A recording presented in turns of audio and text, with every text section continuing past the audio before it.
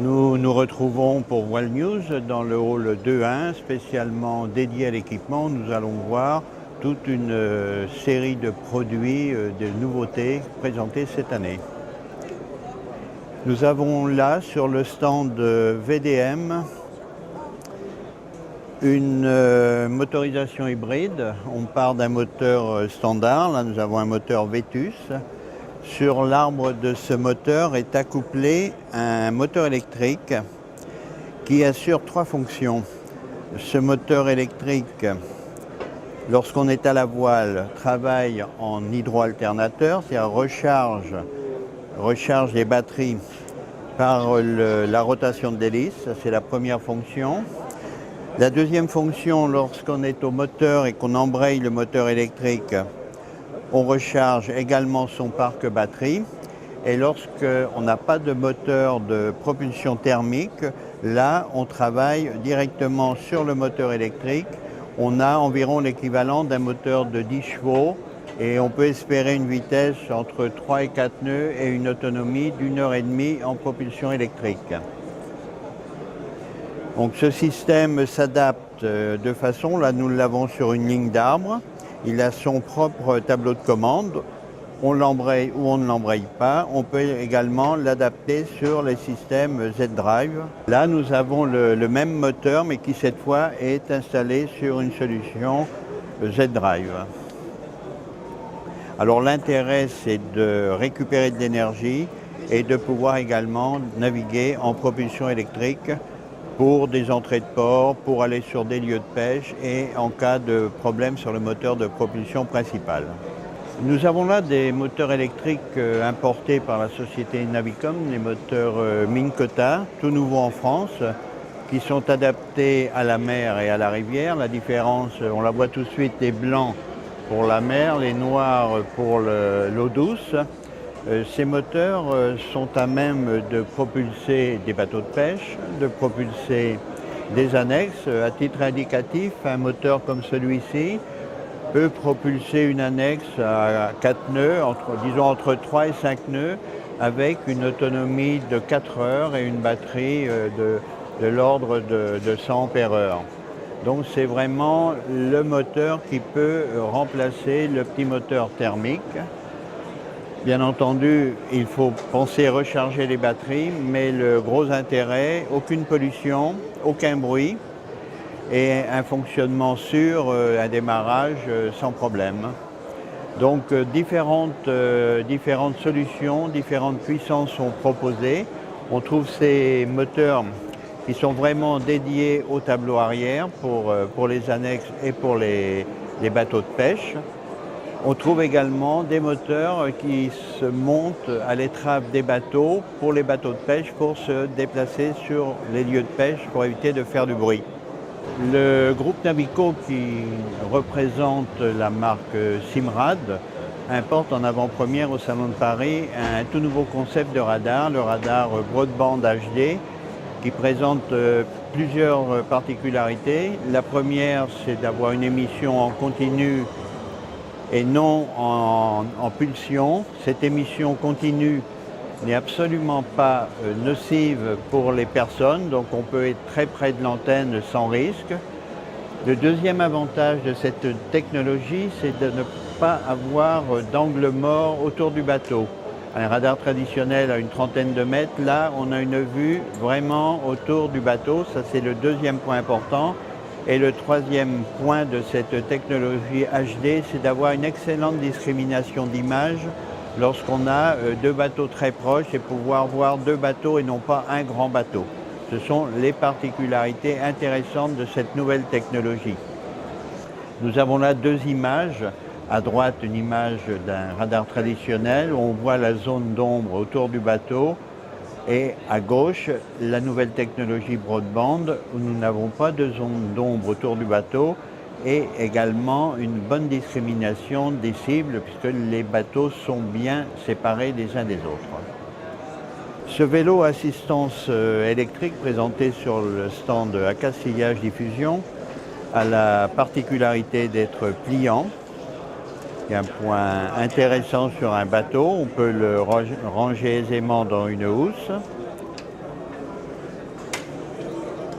Il a, comme nous allons le voir, une batterie amovible. La vitesse annoncée est de 25 km/h pour respecter la loi en France. Et l'autonomie est de l'ordre de 2 heures.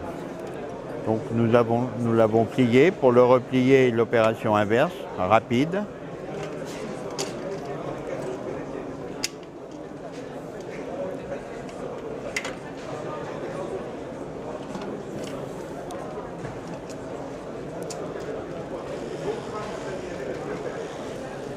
La batterie est amovible.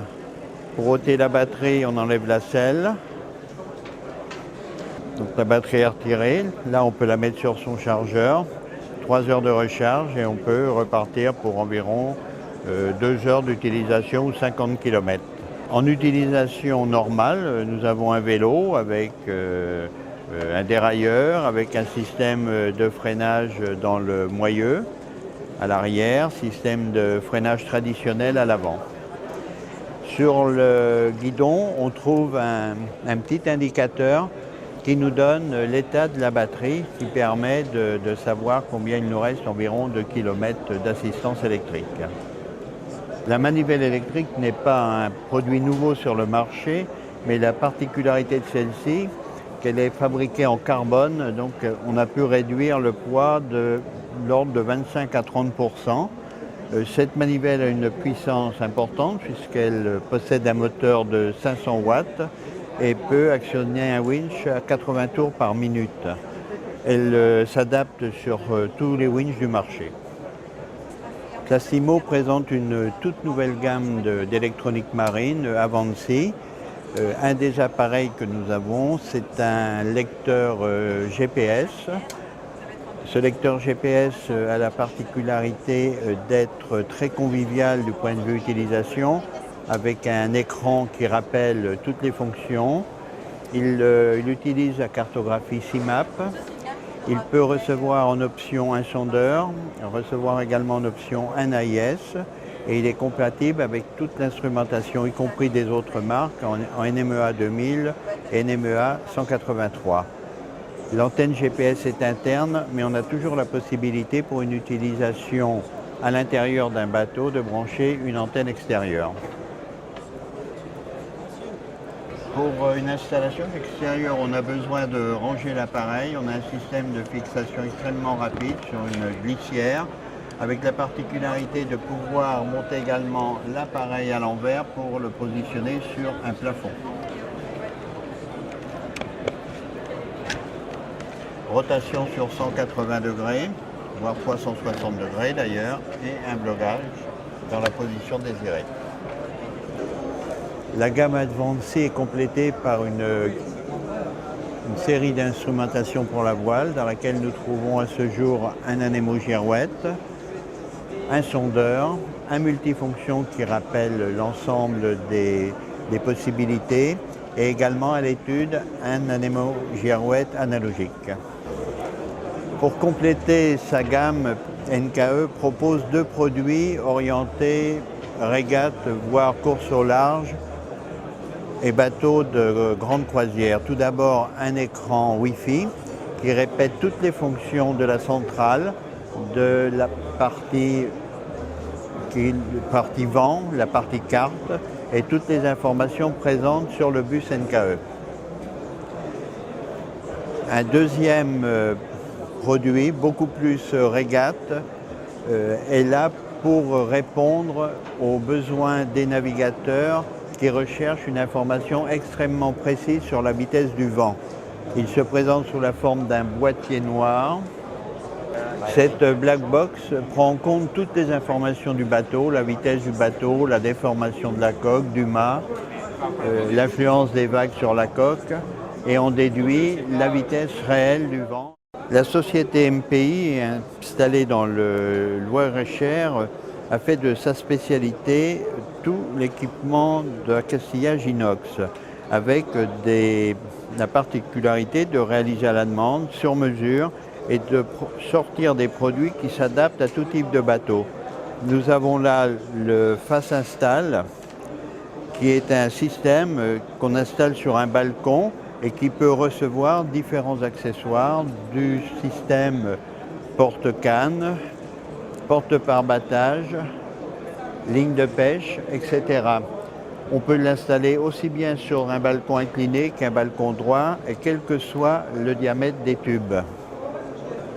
Le Girofix est un produit breveté qui a la particularité de s'adapter sur tout type de tableau arrière, droit ou incliné, et de pouvoir y positionner des bossoirs ou différents accessoires inox.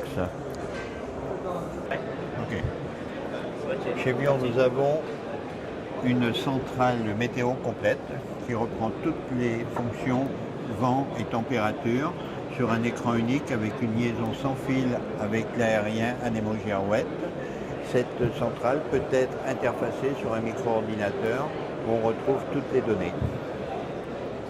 Tous les fichiers présents à l'écran peuvent être enregistrés, gardés en mémoire et également exportés.